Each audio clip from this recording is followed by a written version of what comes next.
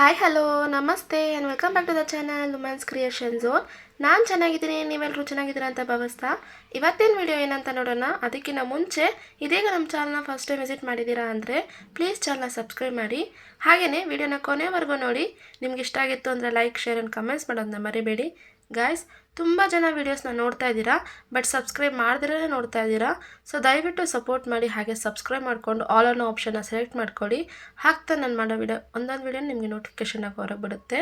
So ನಿಮ್ಮ support ಇಲ್ಲ ಅಂದರೆ ನಾನು ಏನೂ ಮಾಡೋಕ್ಕಾಗೋದಿಲ್ಲ. ಸೊ ದಯವಿಟ್ಟು ಸಪೋರ್ಟ್ ಮಾಡಿ ಅಂತ ಹೇಳ್ತಾ ವಿಡಿಯೋನ ಶುರು ಮಾಡೋಣ.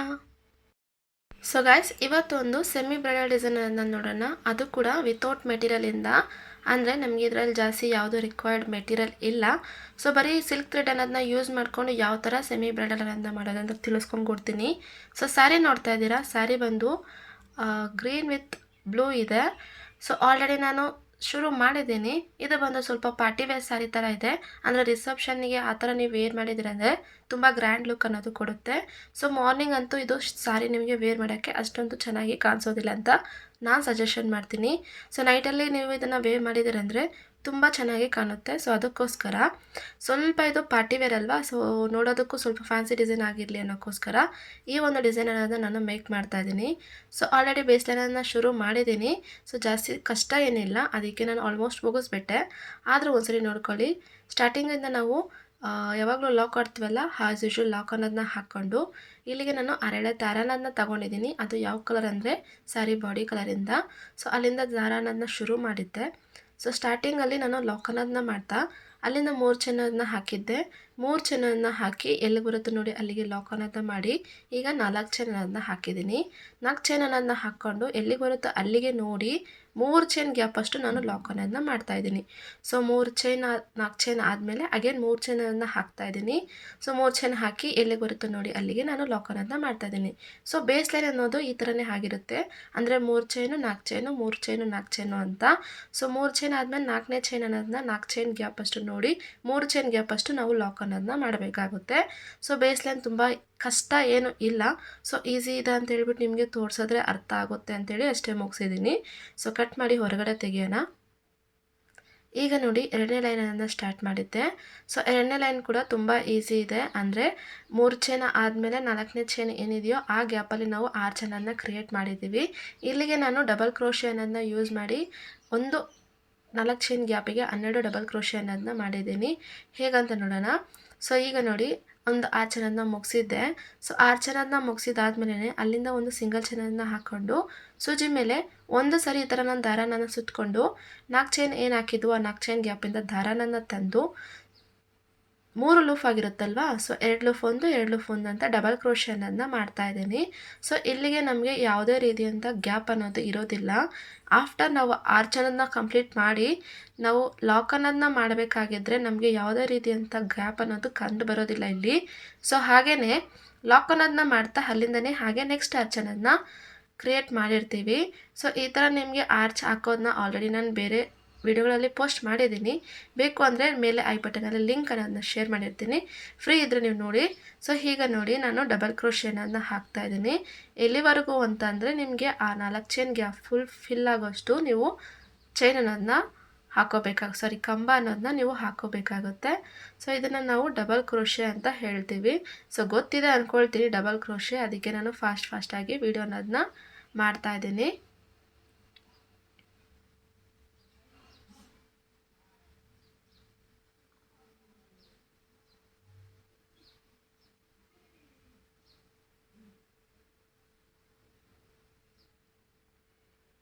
ಈಗ ನೋಡಿ ನಾನು ಈ ಒಂದು 4 ಚೈನ್ ಗ್ಯಾಪಿಗೆ 12 ಡಬಲ್ ಕ್ರೋಶೆ ಅನ್ನೋದನ್ನ ಹಾಕಿದ್ದೆ.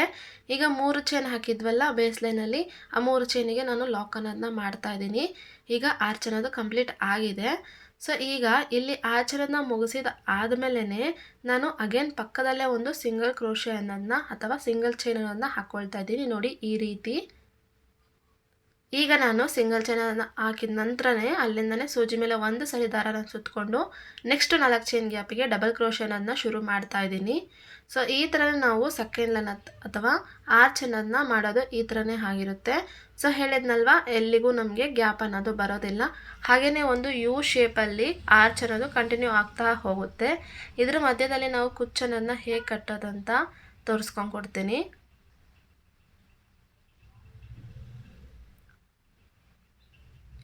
ಸೊ ನೋಡಿ, ನಾನು ಸೆಕೆಂಡ್ ಲೈನನ್ನು ಮುರುಗಿಸಿದ್ದೆ, ಅಂದರೆ ಆಚೆಯಿಂದ ಕಂಪ್ಲೀಟ್ ಮಾಡಿ 3ನೇ ಲೈನನ್ನು ಶುರು ಮಾಡಿದ್ದೀನಿ. 3ನೇ ಲೈನಿಗೆ ಬಂದುಬಿಟ್ಟು ನಾನು ಬಾಡಿ ಕಲರ್ ಆದಮೇಲೆ ಪಲ್ಲು ಕಲರ್ ಏನಿದೆಯೋ ಅಪೋಸಿಟ್ ಕಲರ್, ಆ ಕಲರಿಂದ ಶುರು ಮಾಡಿದೆ. ಅಂದರೆ ಬರೀ ನಾವು ಹಾಫ್ ಡಬಲ್ ಕ್ರೋಶೆ, ಅಂದರೆ ಒಂದು ಸರಿ ಸೂಜಿ ಮೇಲೆ ಈ ಥರ ದಾರನನ್ನು ಸುತ್ತಕೊಂಡು ಹಾಫ್ ಡಬಲ್ ಕ್ರೋಶೆನನ್ನು ಮಾಡ್ಕೊಳ್ತಾ ಇದ್ದೀನಿ. ಡಬಲ್ ಕ್ರೋಶೆ ಅಂದರೆ ನಾವು 3 ಚೈನ್ ಲೂಫ್ ಆಗಿರುತ್ತಲ್ವ, ಸೊ ಆ 3 ಲೂಫ್ಗೆ ಎರಡು ಲೂಫ್ ಒಂದು ಅಂತ ಮಾಡಿದ್ದೀವಿ ಅಂದರೆ ಅದು ಡಬಲ್ ಕ್ರೋಶೆ ಆಗಿರುತ್ತೆ. ಆದರೆ 3 ಲೂಫನ್ನು ಸೇರಿ ಒಂದೇ ರೀತಿ ನಾವು ಚೈನನ್ನು ಹಾಕಿದ್ದೀವಿ ಅಂದರೆ ಅದು ಹಾಫ್ ಡಬಲ್ ಕ್ರೋಶೆ ಅಂತ ಕನ್ಸಿಡರ್ ಮಾಡ್ತೀವಿ. ಈಗ ಬಂದು ನಾನು ಥರ್ಡ್ ಸ್ಟೆಪ್ಪಲ್ಲಿ ಅದನ್ನೇ ಮಾಡ್ತಾ ಇರೋದು.